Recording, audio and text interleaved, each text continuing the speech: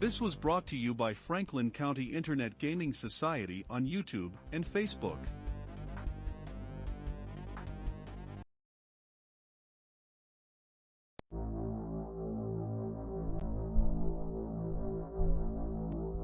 Legacy item abilities. All the following are legacy item abilities of Seldoriath's Clarion. Strengthen morale, so beginning at 5th level, whenever Seldoriath's Clarion is sounded, all your allies within hearing range are heartened and encouraged, gaining the benefits of a blessed spell for 1 minute. Caster level 5th. Fell Blast, SP at 6th level and higher. By blowing a harsh note, you demoralize all your foes within 50 feet as if by the Bane spell. The save DC is 11, or 11 plus your charisma modifier, whichever is higher. Caster level 5th. Summon Least Ally, SP for the wielder of Seldoriath's Clarion. Aid is always close at hand. Starting at 7th level, once per day, you can blow the horn to. Use Summon Monster 3 as the spell. Caster level 5th. Call Compatriot, so at 9th level and higher, once per day, you can sound a mighty blast on Seldoriath's Clarion. This blast sends a call out to any creature you designate that is within 5 miles. The designated creature automatically hears the call, knows you are in need, and knows how to find you, but it is under no compulsion to answer. You gain no knowledge of whether or not the target is answering the call. Heartening Call, SP starting at 11th level, 3 times per day, you can blow a strong, clear trill on Seldoriath's Clarion. This trill acts as an aid spell upon a single eligible target within 50 feet, including yourself. Caster level 5th. Note of Opening, SP at 12th level and higher. Whenever you blow a specific note on Seldoriath's Clarion, the tone acts as a knock spell. Caster level 10th. Summon Lesser Ally, SP beginning at 14th level. Once per day, you can blow a note on the horn that acts as a Summon Monster 6 spell. Caster level 11th. Ghoul Swarm, SP at 15th level and higher. 5 times per day, you can sound a buzzing blast to use. Summon Swarm as the spell. Caster level 10th. Phantasmal Blast, SP beginning at 17th level, by sounding a particularly bleak and terrifying blast. On Seldoriath's Clarion, you can use Phantasmal Killer as the spell. The save DC is 16, or 14 plus your charisma modifier, whichever is higher. You can sound this note 3 times per day. Caster level 15th. Summon Greater Ally, SP at 18th level and higher. Once every other day, you can blow a note on Seldoriath's Clarion that acts as a Summon Monster 9 spell. Caster level 17th. Call Divine Ally, so starting at 20th level, you can blow Seldoriath's Clarion once per month to call a Gale Eladrin, see page 94 of the Monster Manual, from the Heavenly Realms. This being serves you faithfully for 1 hour. If the Gale is slain, the horn loses its legacy abilities until you once again complete the Oath of Fealty ritual. Adventure Seed, L6. While visiting the court of Seldoriath's kingdom, the PCs are invited to be present at a celebration honoring the 75th year of his son's reign. During the celebration, a cadre of drow storm the palace, seeking to murder the king.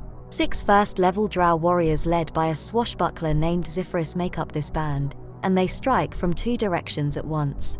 If the party tries to protect the king, then once the battle is over, the king thanks them for saving his life, or the highest-ranking noble in attendance thanks them for doing their best to thwart the assassination, and offers the PC Seldoriath's Clarion in gratitude. Zephyros, Drow Captain CR4 Female Drow Swashbuckler 3 * any medium humanoid, elf, Init +8 Senses Dark Vision 120 feet, Listen +2, Spot +2 Languages Abyssal, Common, Drow Sign Language, Elven, Undercommon AC 18, Touch 14, Flat-Footed 14 HP 24, 3 HD, Immune Sleep SR 14 Fort +4, Ref +6, Will +1, +3 against enchantments, Weakness Light Blindness Speed 30 feet, 6 squares, Melee +1 Rapier +8, 1d6 +4 18, 20 plus Poison, or Melee +1 Rapier +6, 1d6 +4 18, 20 plus Poison,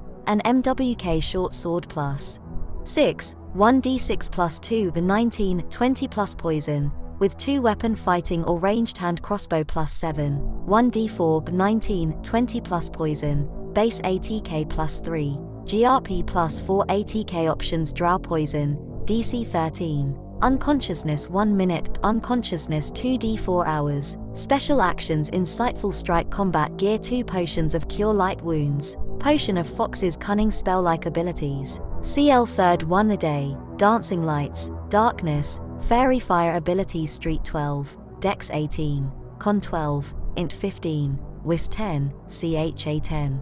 Square, able to notice secret or concealed doors. Feats: improved initiative, 2 weapon fighting, weapon finesse B skills, balance +12, bluff +6, climb +7, diplomacy +2, disguise +0, +2 to acting character, escape artist +10, intimidate +2, jump +9, listen +2, search +2, spot +2, tumble +12. Possessions: combat gear plus mithril shirt, +1 rapier, masterwork short sword, hand crossbow with 10 bolts, 3 doses drow poison, insightful strike, X, +2 extra damage with light weapons, included in the above statistics, does not affect targets immune to critical hits or sneak attacks. Asterisk swashbuckler class from Complete Warrior, page 11. Drow warriors, 6 HP 6, 7, 8, 6, 5, 7, see page 102 of the Monster Manual. Ballroom Zephyrus's mission is to kill the king, not to get entangled in other fights. Once she and her band have accomplished this task, they leave as quickly as possible through the open windows. If they are unable to assassinate the king, Zephyrus aborts the mission. The drow warriors cover her escape. The ballroom is sumptuously furnished, with carpets, heavy drapes, crystal chandeliers, and the like. Twin staircases run to the upper dais. Zephyrus uses this terrain to best advantage for cinematic swashbuckling moves. First attack wave: the first team of drow crashes through this window and dashes straight for the king. They carry rapiers and try to avoid getting bogged down in combat with other targets. Zephyrus leads the Phi RST wave and draws plenty of attention to herself with FL amboe and maneuvers. If she can't get close enough to the king to make melee attacks, she tries a shot with her hand crossbow. Second attack wave: the second group of drow, armed with hand crossbows and poison bolts, slips quietly through this window, making hide and move silently checks, and uses the chaos caused by the Phi RST team to take shots at the king and those guarding him. A sleeping king makes a great target for the Phi RST wave. If they manage to accomplish this without coming under attack, they attempt to take down other prominent Phi Gers. As soon as attention turns to them, they depart. Statues: these statues are large, heavy sculptures of granite and marble. They can be tipped, however, with a DC 25 strength check. Knocking over a statue creates a domino effect, and anyone standing adjacent to a statue, or between 2 statues, must succeed on a DC 16 reflex save or take 3d6 points of bludgeoning damage. Coral's bite is a bright, turquoise-blue trident with serrated edges, grown from the hardest coral of the ocean. The saw-like edges of the trident's prongs account for the slashing damage this weapon can deliver. Non-legacy game statistics: +1 trident, costs 2,315 GP, can deal piercing or slashing damage. Omen: you do not take non-lethal damage from exposure to cold water, and you take 1d6 points of damage per 200 feet of water depth instead of per 100 feet. See Water Dangers, page 304 of the Dungeon Master's Guide. History: Sejolvune was the finest example of everything decent and right about aquatic elven culture. He represented the best of his pod, as both a strong warrior and a tempered thinker. Devoid of ambition, Sejolvune was intent on doing whatever furthered the welfare of his people before serving his own interests. He led soldiers against invasions of Sahuagin on multiple occasions, beating them back every time. Because of Sejolvune, the local currents were safe not only for aquatic elves, but also for the undersea community at large. It came as no surprise when the elders fashioned a trident made from the hardest coral in the known seas and gave it to Sejolvune as a reward for his tireless efforts. The presentation of Coral's bite was a great honor. It was also cause for celebration among common aquatic elves. Sejolvune had risen quickly in power and prestige, despite his humble beginnings.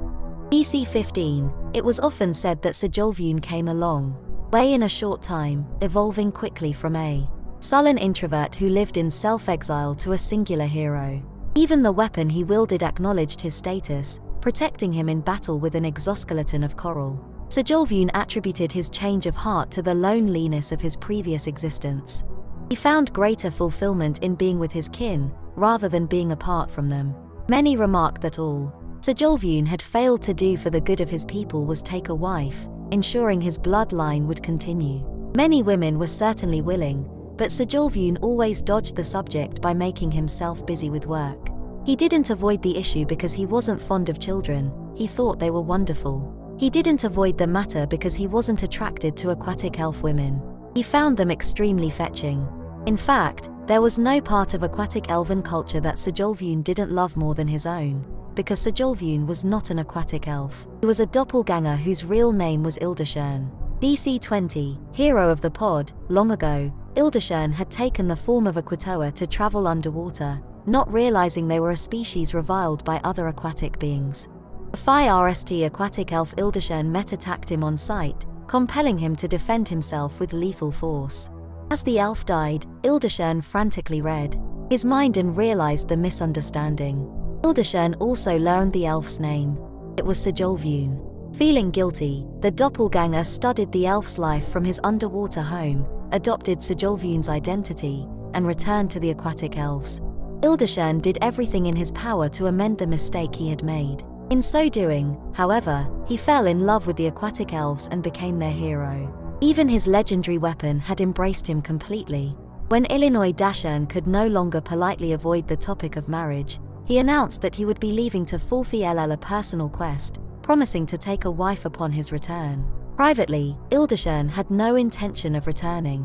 When he reached the surface and tried changing back into an air-breathing creature, the doppelganger discovered that he could not. He was no longer a shape changer. Somehow, he had become an aquatic elf. Perhaps it was some strange effect of his trident's power, or perhaps it was the act of some benevolent deity. Ildashern didn't care. He just smiled, and dove back into the water. DC 25, Embrace of the Sea. Legacy Rituals. 2 rituals are required to unlock all the abilities of Coral's Bite. Hero of the pod, you must defeat in personal combat a hostile creature with the aquatic subtype and a CR equal to your level or higher, maximum CR 10. Cost, 1200 GP. Feat granted, least legacy, Coral's Bite. Embrace of the Sea, you are required to gain at least 1 additional rank in the knowledge, nature, skill. This rank covers information about creatures with the aquatic subtype, currents, tidal patterns, and underwater plants. You can acquire the rank prior to the level that this ritual is undertaken. Cost, 12,000 GP. Feat granted, lesser legacy, Coral's Bite. Wielder requirements. The wielders of Coral's Bite are primarily fighters or rangers, although any warrior might find this weapon useful in a battle. Coral's Bite wielder requirements: speak language, Aquan, swim 1 rank. Legacy item abilities. All the following are legacy item abilities of Coral's Bite. Dolphin's Breath, so beginning at 6th level, you can go an entire hour without needing to take a breath. However, if you don't get a breath after that hour elapses, you must hold your breath or begin to drown. See Drowning, page 304 of the Dungeon Master's Guide. Coral Armor, so at 7th level, you can command the coral from which Coral's Bite is formed to envelop you in a protective exoskeleton while you wield the trident. The coral armor does not hinder you in any way, and it grants a +1 natural armor bonus to armor class. The natural armor bonus increases to +2 at 9th level and to +3 at 14th level. Water breathing, so at 12th level and higher, you can breathe water freely, as if constantly under the effect of a water breathing spell. Caster level 10th. Adventure Seed, L7.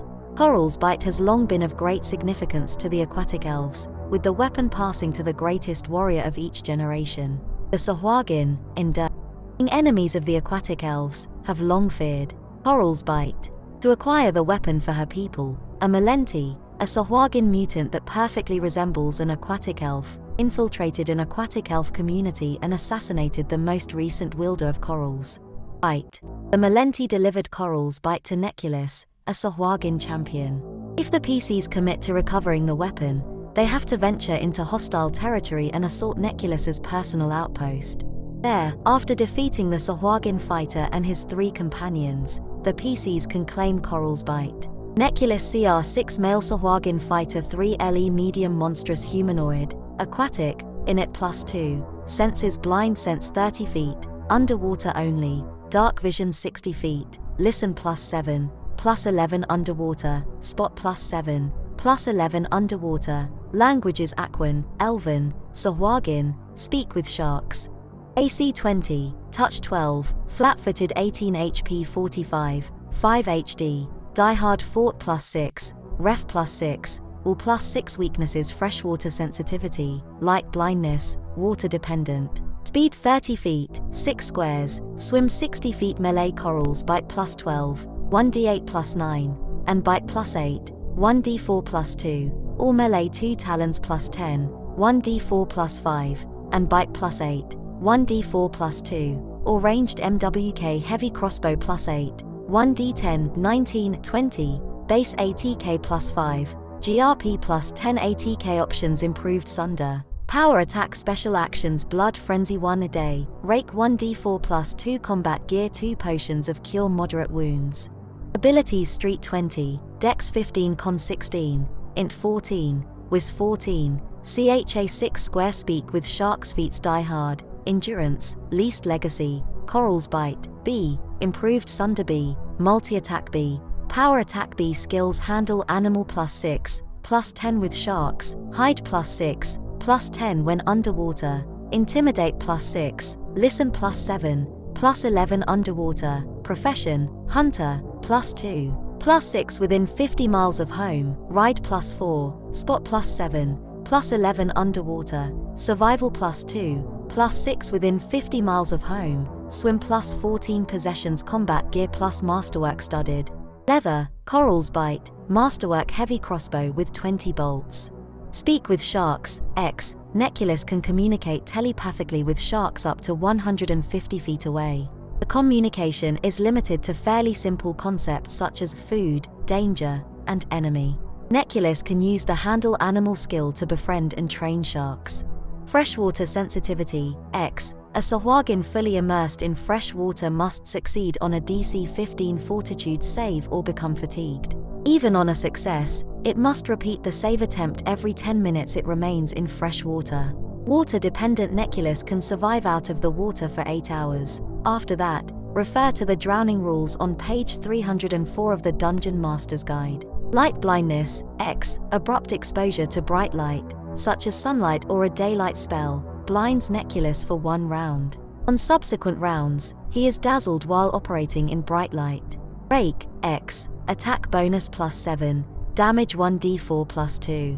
A Sahuagin also gains 2 rake attacks while swimming. Blood Frenzy, X, once per day, when he is damaged in combat, Neculus can fly into a frenzy in the following round, clawing and biting madly until either he or his opponent is dead. He gains +2 strength and +2 constitution, and takes a 2 penalty to AC. Neculus cannot end his frenzy voluntarily. Skills can always choose to take 10 on a swim check. Can use the run action while swimming in a straight line.